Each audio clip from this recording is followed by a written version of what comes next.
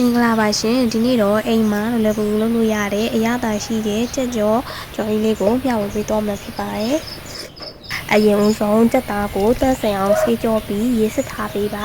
ပြီးရင်ကြက်သားကိုရေစစ်သွားပြီးဆိုရင်စားနဲ့ချုံမုံကိုထည့်ပြီးတော့တမအောင်နေပေးပါမယ်အခုလိုအရသာအရင်ဝင်အောင်နေပေးထားတာက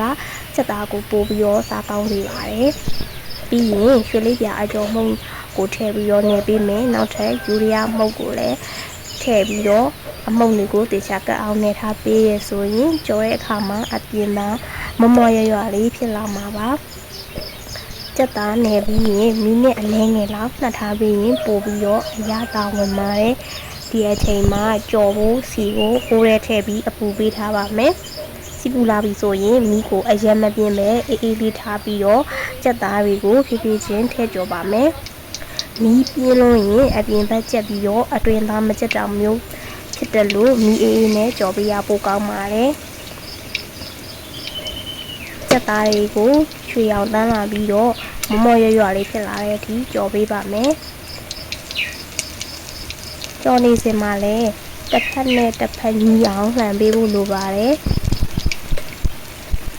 စိတ်တော့ရှိရတယ်ပေါ့နော်တော်တော်စိတ်ရှိရတာပါကြက်ချင်စောနဲ့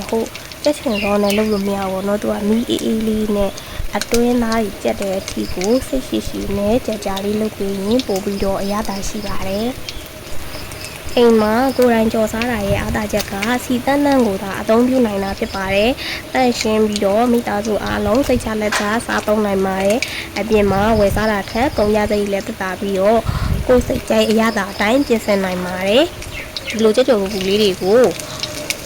ကျန်းရင်ပြီးစောငရုတ်ပြီးစောတို့နဲ့လည်းတွဲဖက်စားသုံးနိုင်ပါတယ်ခမင်းနဲ့ပဲစားတရေစာနဲ့ပဲစားအရင်ကိုအဆင်ပြေတဲ့အတွက်ကြောင့်မို့လို့ကိုယ်တိုင်အိမ်မှာလုပ်စားကြည့်ကြပါနော်ကြက်သားလေးတွေရွှေရောင်တန်းလာပြီဆိုရင်တစ်ဖက်နဲ့တစ်ဖက်ညီအောင်လို့လှန်ပေးပါမယ်လှန်တဲ့အခါမှာလည်းအိုးမတော့အောင်တော့ဂရုစိုက်ပေးရတယ်ပေါ့နော်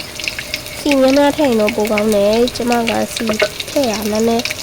နဲသွားတယ်ပေါ့နော်ကြော်တဲ့ခါကျရင်တော့စီမြုပ်အောင်ထည့်နိုင်ရင်တော့ပိုကောင်းပါတယ်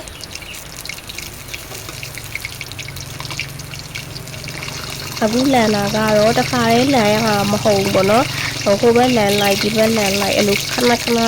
လန်ပေးရပါတယ်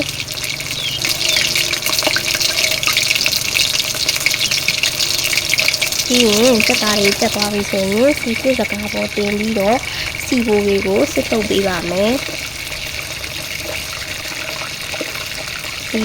ဒီလိုကြော်နေစဉ်အတွင်းမှာပေါ့နော်စီစစ်ဖို့အတွက်ကိုတစ်ရှူးလေးဖြစ်ဖြစ်ဒီစက်ကူဖြစ်ပေါ့နော်စကားပေါ်အစင်းနဲ့ခင်းထားပေးဖို့လိုပါမယ်ဒါမှသာကြက်သားစစ်လိုက်တဲ့အခါကျရင်အလွယ်တကူစီစစ်လို့ရမှာဖြစ်ပါတယ်ထိုင်မှာဝယ်စားတာကြတော့ဈေးကြီးပြီးဝယ်စားရတယ်ပေါ့နော်ကိုယ့်ဘာသာကိုလှုပ်စားတတ်တယ်ဆိုရင်ဈေးလည်းမကြည့်ဘူးတက်ဖြစ်ချင်းနဲ့စားရတယ်အခုဆိုရင်အိမ်မှာလောလောကူကူလုပ်လို့ရတဲ့အရသာရှိတဲ့ကြက်ကြော်လေးရပါပြီရှင်ဗီဒီယိုလေးကိုကြိုက်နေတဲ့ဆိုရင် channel လေးကို like and subscribe လေးလုပ်ပေးပါ